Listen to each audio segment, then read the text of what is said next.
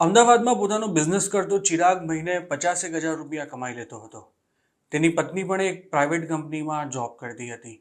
Joint ફેમિલીમાં રહેતા ચિરાગને પૈસે ટકે કોઈ પ્રોબ્લેમ નહોતી, પણ તેના કોઈ સંબંધીએ તેને 2023માં એવું કહ્યું હતું કે ઇન્ડિયામાં રહીને 50-60 હજાર કમાવવા આટલી મહેનત કરો છો, તેના કરતાં યુકે જતા રહો.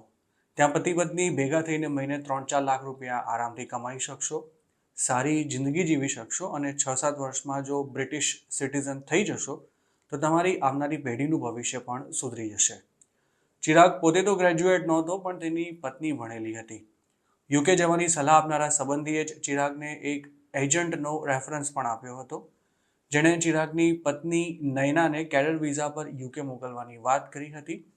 જ્યારે ચિરાગ તેના ડિપેન્ડન્ટ તરીકે યુકે જઈને કોઈ પણ કામ કરીને મહિને 1.5-2 લાખ રૂપિયા કમાઈ શકશે તેવી પણ આ એજન્ટે લાલચ આપી હતી. એજન્ટની વાતોમાં આવી ગયેલો ચિરાગ દેવું કરીને પણ યુકે જવા તૈયાર થઈ ગયો હતો. તેની પત્ની પણ ઇન્ડિયાની બહાર જવા માટે ઉત્સુક હતી. જો કે નયનાને કેર હોમમાં કામ કરવાનો કોઈ અનુભવ નહોતો, પણ એજન્ટ પાસે તેનો પણ રસ્તો હતો. તેણે નયનાના ફેક નર્સિંગ સર્ટિફિકેટથી લઈને બીજા પણ બધા જ ડોક્યુમેન્ટ્સની વ્યવસ્થા કરી આપી હતી અને આખરે ઓક્ટોબર 2023માં ચિરાગ અને નયના યુકે પહોંચી ગયા હતા. જોકે 25 લાખ રૂપિયાનો ખર્ચો કરી યુકે પહોંચેલા ચિરાગ અને નયનાને 2 મહિના સુધી કોઈ કામ મળી જ નહોતું શક્યું. જે 25 લાખ તેમણે ખર્ચ્યા હતા તેનું વ્યાજ ભરવાનું તો દૂર રહ્યું, ઉલટાનું તેમને યુકેમાં ટકી રહેવા માટે ઘરેથી મહિને 1.5 લાખ રૂપિયા મંગાવવા પડતા હતા. જે એજન્ટે તેમને યુકે મોકલ્યા હતા તેણે પણ તેમના ફોનના જવાબ આપવાનું બંધ કરી દીધું હતું અને આખરે થાકી હારીને ચિરાગ અને નયના ફેબ્રુઆરીમાં ઇન્ડિયા પાછા આવી ગયા હતા. આજે તેમના માથે કુલ 30 લાખ રૂપિયા જેટલું દેવું છે અને તે કઈ રીતે ભરાશે તેની ચિંતામાં આ પતિ પત્ની દિવસ રાત અડધા થઈ રહ્યા છે. ચિરાગ હવે તેના મમ્મી પપ્પાને મોઢું બતાવવા લાયક પણ નથી રહ્યો, જ્યારે નયના મહિને 15,000 રૂપિયા પગારમાં એક સામાન્ય નોકરી કરી રહી છે. આ કહાની માત્ર ચિરાગ અને નયનાની જ નહીં, પરંતુ તેમના જેવા હજારો એવા ગુજરાતીઓની છે જે 20-25 લાખ રૂપિયાનો ખર્ચો કરીને કેડર વિઝા પર યુકે ગયા હતા, પરંતુ તેમાંના મોટાભાગના લોકો હાલ ત્યાં એક પાઉન્ડ માટે જાણે મરતા હોય તેવી જિંદગી જીવી રહ્યા છે. કોઈ રેસ્ટોરન્ટમાં વાસણ સાફ કરી રહ્યું છે તો કોઈ ફૂડ ડિલિવરીનું કામ કરી રહ્યું છે.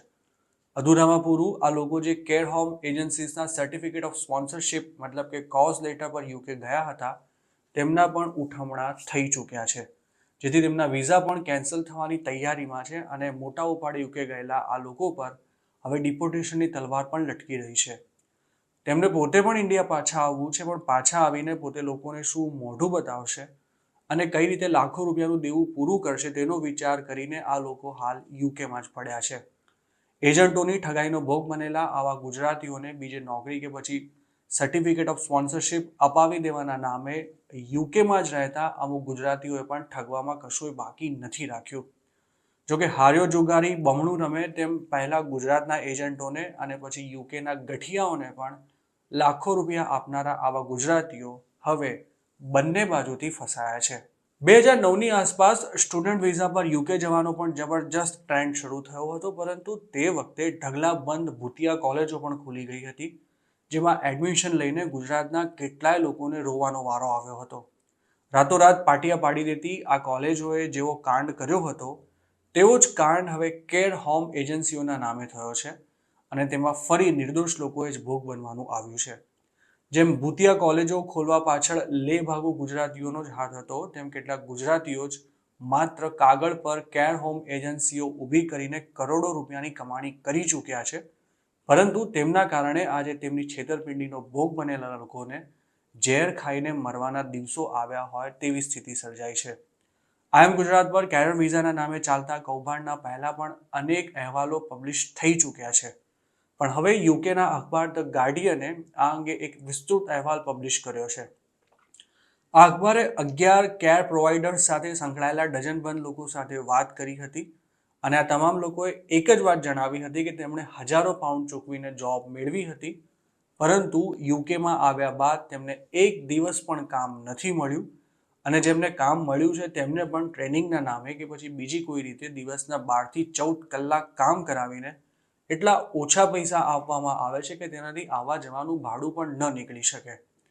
અમુક લોકોને તો ત્યાં ડ્રાઈવર કે પછી સ્વીપરની પણ નોકરી કરવી પડી છે, જ્યારે ઘણા લોકોની ફેક સેલરી સ્લિપ્સ પણ બનતી હતી, પણ તેમના હાથમાં એક પૈસો પણ નહોતો આવતો. યુકેમાં આવતા મહિને ચૂંટણી થવાની છે, ત્યારે આ મુદ્દો રાજકીય રંગ પણ પકડી રહ્યો છે. ઋષિ સુનકની સરકારે એપ્રિલ 2024માં જ કેરર વિઝા કેટેગરીમાં ડિપેન્ડન્ટને યુકે લાવવા પર પ્રતિબંધ મૂકી દીધો હતો. જોકે આ નિયમ અમલી બન્યો તે પહેલા યુકે ગયેલા લોકોનું શું, તેનો કોઈ જવાબ ત્યાંની સરકાર પાસે હાલ નથી. એટલું જ નહીં, જે લોકો પરિવાર વિના જ યુકે ગયેલા છે તેમને પણ હાલ ત્યાં કામ તો નથી જ મળી રહ્યું અને તેમના માટે જીવન નિર્વાહ ચલાવવું પણ મુશ્કેલ બની ગયું છે. આ લોકોનું જે અમાનવીય રીતે શોષણ થઈ રહ્યું છે તેની સામે યુકેની સરકાર પણ આંખ આડા કાન કરી રહી છે. યુકેની રોયલ કોલેજ ઓફ નર્સિંગે દેશના 3 સૌથી મોટા રાજકીય પક્ષોને પત્ર લખી ચૂંટણી પૂરી થતાં જ આ સમગ્ર મામલાની ઊંડાણપૂર્વક તપાસ કરવામાં આવે તેવી માંગ કરી છે. રોયલ કોલેજ ઓફ નર્સિંગના acting general secretary professor Nicola રેન્જરે ધ ગાર્ડિયનને જણાવ્યું હતું કે માઇગ્રન્ટ કેર વર્કરનું શોષણ એક પ્રકારે નેશનલ સ્કેન્ડલ છે, પરંતુ તેના પર સરકારે જરાય ધ્યાન નથી આપ્યું.